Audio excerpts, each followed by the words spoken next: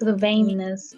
Hoje nós iremos falar um pouquinho mais sobre os fundos imobiliários, como eles funcionam e tentar fazer com que vocês compreendam um pouquinho e saibam um pouco sobre como investir. Nós somos 3 alunos da rede de ensino Docton, estamos no 4º período de Ciências Contábeis e fomos orientados pelo professor Josester. Bom, boa noite a todos. Meu nome é Danilo.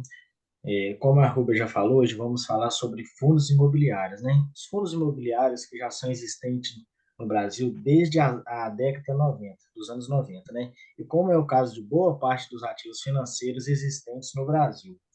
Esses fundos imobiliários, cujo nome completo é Fundos de Investimentos Imobiliários, frequentemente referido pela sigla, que são investimentos de condomínio fechado, investimentos em renda variáveis, tendo 95% de suas rendas direcionadas aos cotistas. Esses fundos de investimentos imobiliários é um condomínio fechado, na qual os investidores aplicam os seus recursos como cotistas e a empresa gestora desse fundo de compra vende e gerencia grandes ativos imobiliários, que podem ser galpões logísticos, galpões industriais, galpões de varejo, atacadistas, supermercados, shopping centers, rede de hotéis, grandes prédios ou conjuntos de prédio, onde funcionam escritórios corporativos, entre outros. Então, essa parte aí são as contas onde você pode estar investindo, que são partes do fundo imobiliário. E o que são esses cotistas? São pessoas que participam dos resultados financeiros do fundo de proventos, que podem ser mensais ou trimestrais e mesmo semestrais. E assim, tendo acesso de imóveis de alto padrão por frações de participação. É por isso que se diz que até um pequeno investidor pode ser o dono de uma pequena fração desses investimentos, que são esse empreendimento de fundos imobiliários. É uma pequena fração aí de R$ 10. E esses fundos de investimentos imobiliários são obrigados a distribuir em forma de proventos 95% dos lucros pelo regime de caixa a cada semestre, que na prática pode ser uma boa alternativa para quem busca rendimentos periódicos. Bom, e segundo os dados divulgados recentemente, futuramente esse mercado imobiliário ele vem crescendo muito, né, nesses últimos anos. Então é uma ótima opção para você estar investindo. Fundos imobiliários tem uma porcentagem muito boa para você estar fazendo seus investimentos, uma boa rentabilidade.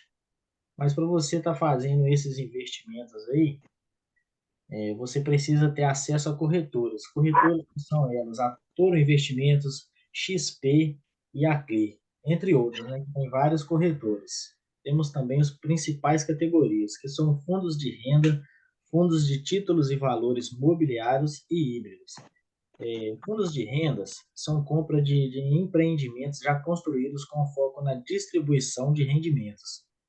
É uma recessão econômica que, porém, pode impactar a taxa da.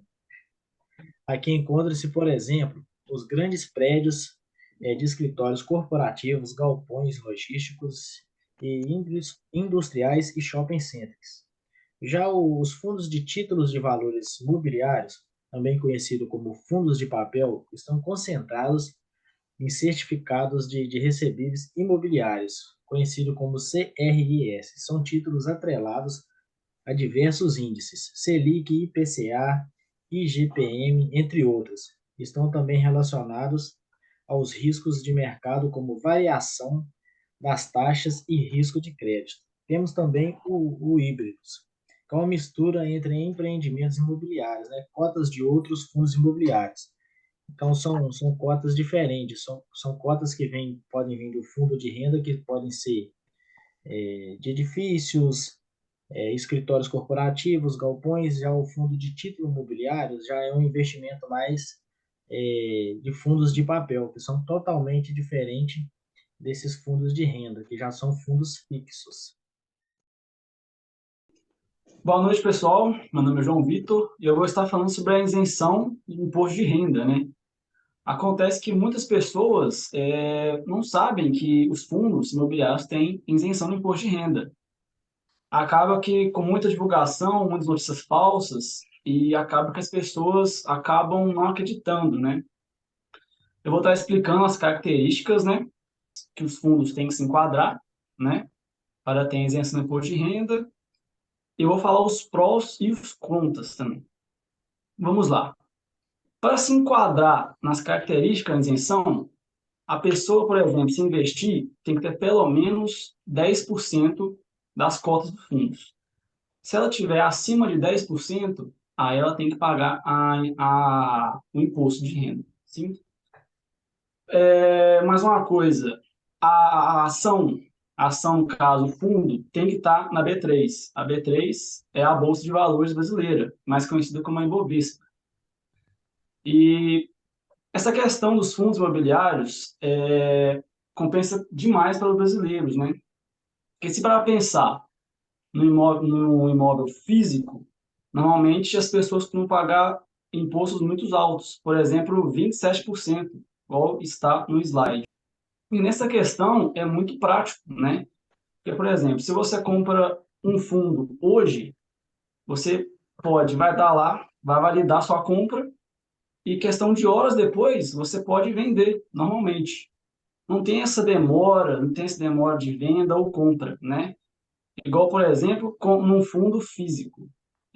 Você demora meses para comprar uma casa ou um apartamento.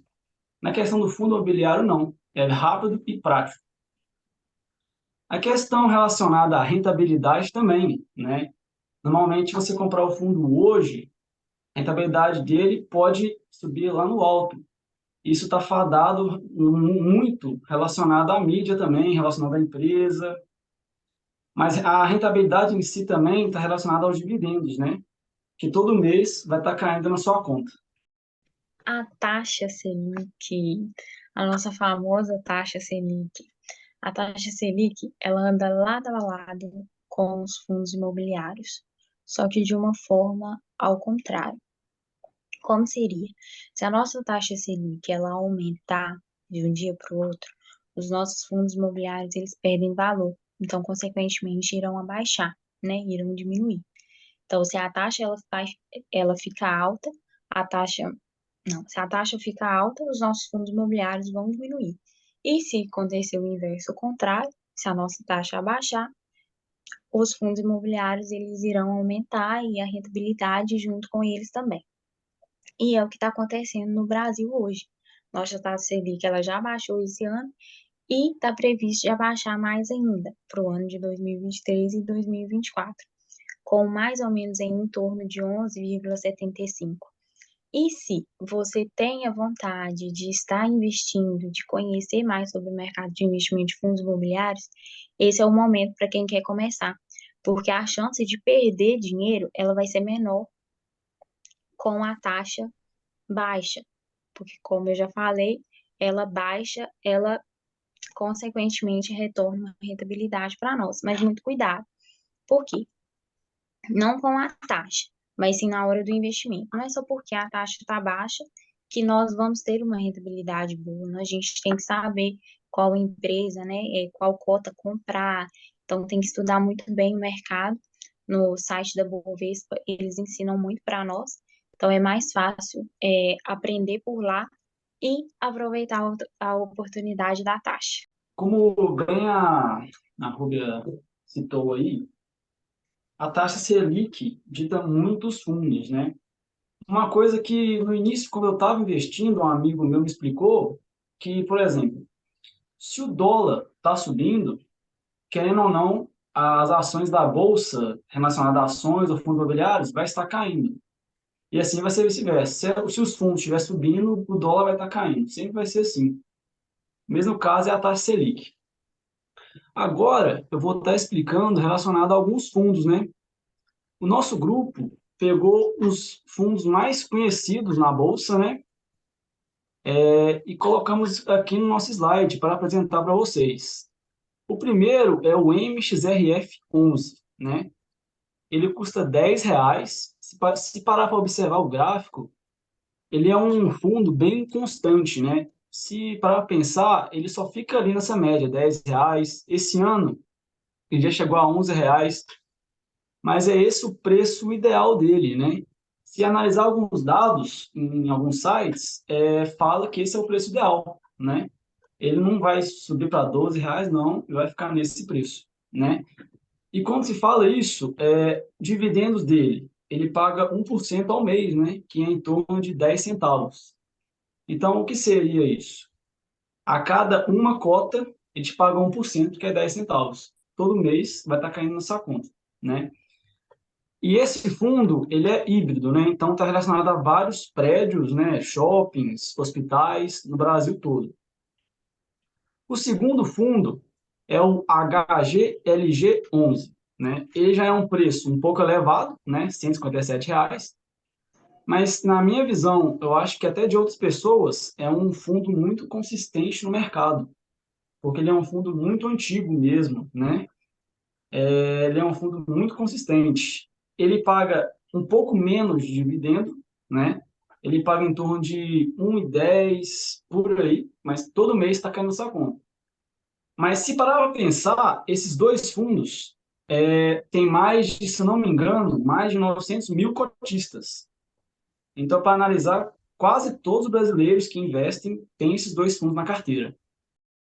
E que tal você fazer uma tentativa? Você pode estar fazendo investimentos aí, abrindo sua conta nas corretoras como a Toro, a XP, a CRI, que são corretoras para você estar investindo em fundos imobiliários, seja fundos imobiliários, CDBs, renda fixa, tudo são investimentos que você pode estar fazendo nessas corretoras.